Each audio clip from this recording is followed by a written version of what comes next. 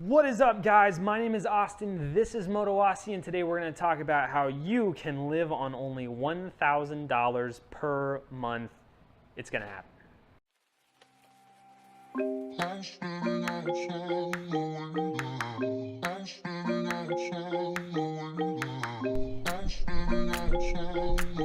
that was an absolute bust.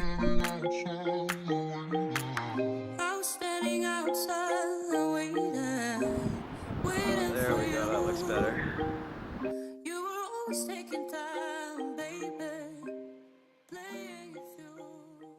So I've been doing this pretty effectively for about 4 months now. The idea here is not to go out and get a job that's part-time, paying minimum wage, where you only make $1,000 a month and be like, yeah, I can live on $1,000 a month, so I can do this.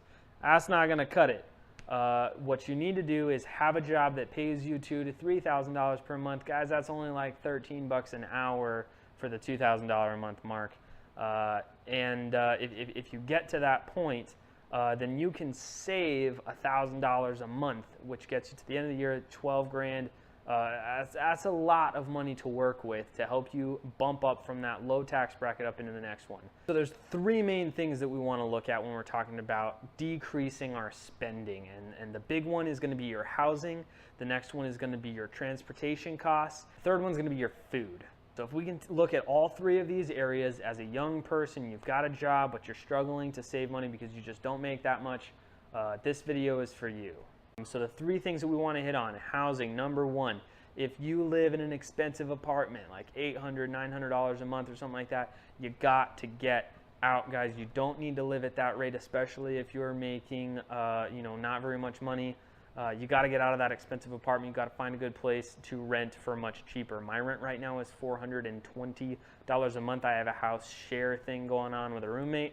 That gets everything. That's my Wi-Fi, my internet, my all this stuff. $420 a month, guys. It's not that hard to do if you find the right roommate, if you find the right room share. If you're a little bit older and maybe you have a family, you have a wife or something like that, you can't just do a room share with somebody. One big thing to look into is house hacking, guys. If you can get yourself out of your house, get yourself out of your $900 to over $1,000 a month mortgage, and get yourself into a duplex, a triplex, or a fourplex, you can still get the fantastic residential rates, interest rates, the best mortgage options and stuff like that on a residential mortgage on a 4-unit complex, basically. And you can rent out the other 3 units, and this system might actually make you money. So not only are you not spending $900 to $1,000 a month on your living situation, you're also possibly making money, which is a fantastic way to cut one of your biggest expenses out of your life. Number 2 is your transportation. Guys, if you have a brand new car, or if you have a newer used car, and you're paying that $400, $500 a month on your car, that's ridiculous. Plus, you probably have crazy high insurance, and it's just not cutting it for you. It's not a good thing for you to do. Own your own car. If you can in any way own your own car. Sell the car that you've got, get rid of it, buy a car outright, something with good gas mileage and low insurance. That's what you need when you don't make that much money. Just because you make $2,000 a month doesn't mean you can spend $1,000 of it on your car. That's ridiculous. So the other thing to really look into is getting a motorcycle. If you can, get rid of your car and get a motorcycle. That's the best option. Go for a 250, 300cc motorcycle, maybe a 600 if you really have to have that extra power. But a 250 or 300cc motorcycle is going to get you on the highway. It's going to get you doing things that you need to be doing. What is going on with my autofocus, yo? Am I in focus? Hopefully I am. Okay, so a 250, 300cc motorcycle is going to get you doing the things that you need to be doing. If you have to go on the highway, you can. In Arizona, it's an absolute must. You can't get a scooter in AZ. Because you got to ride the highways. Get the license, invest in that. It's absolutely worth it. The insurance alone, I pay $75 a month on my SUV that I own, and it's not in good shape. It's not a fantastic SUV. It's not a nice SUV. But I pay $75 a month, which is not actually that high for car insurance. Get yourself a 250, 300, a 600, something like that. The insurance is going to be way lower. I went with a huge motorcycle. I went with a 1250cc engine. It's absolutely overkill. You don't need that much power. Even a 600 would be totally worth it. The insurance is way higher on the higher cc engines, and the gas mileage is not as good. I get about 35 miles per gallon on my Suzuki Bandit 1200, and that's better than the 18 miles per gallon I get on my Nissan Xterra, but still not fantastic, guys. You can get a Honda Shadow, something like that, for very cheap, and that will take you up to making 60 miles per gallon at least. You'll have a really good time with that. Not to mention motorcycles are just cool as heck. Also make use of the bus system and public transportation if that is possible in your area. It's not really possible in mine, and with my job it's just not possible. The thing to do, if you have a car and a motorcycle, the thing to really do is make sure that you're driving your motorcycle enough to outweigh the amount that you're paying for insurance on the bike. Just make sure that you're making that plus some, and you'll be in a good spot saving money on transportation by getting a motorcycle. The last place that you can really cut your spending down in order to get yourself under $1,000 a month is in food. Guys, eating fast food is destroying your budgets, especially young people between 18 and 35. You're eating at Chipotle because we don't want none of this Burger King, McDonald's stuff. We're eating at Chipotle and Potbelly's, you know, all kinds of weird hipster places, right? So the thing to look out for is spending way too much money on food, eating out, stuff like that. Guys, I've worked my food out to about $2.50 per meal. That gets me 2 meals a day, 7 days a week, and that's about $35 per week that I spend on food. So are you tracking with me yet? I've spent $420 on my rent.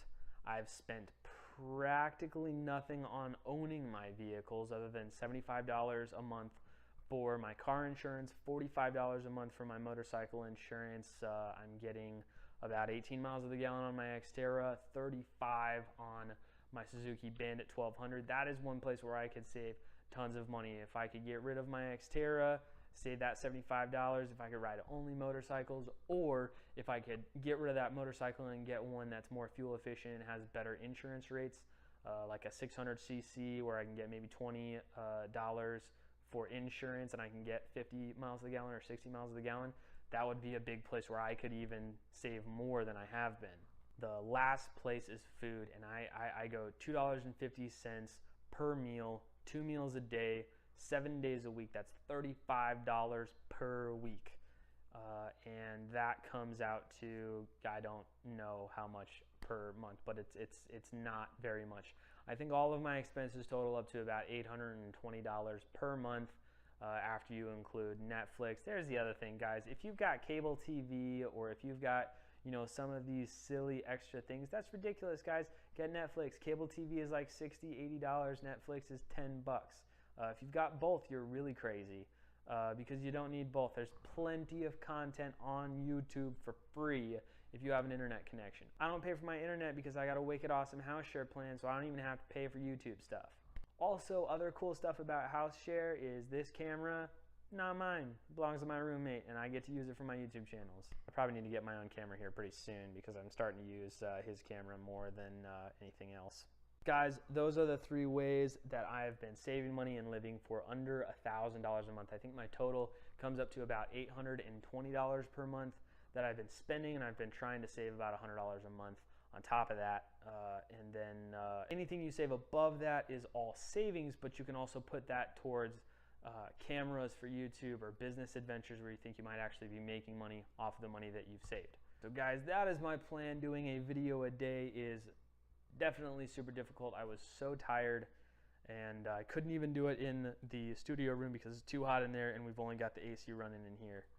What is up with my autofocus, dude? This is another reason I need a new camera, because this T3i thing, the autofocus is straight garbage, yo. Whatever, guys. Hopefully the focus isn't that bad. Guys, I am signing off. This has been Moto Aussie.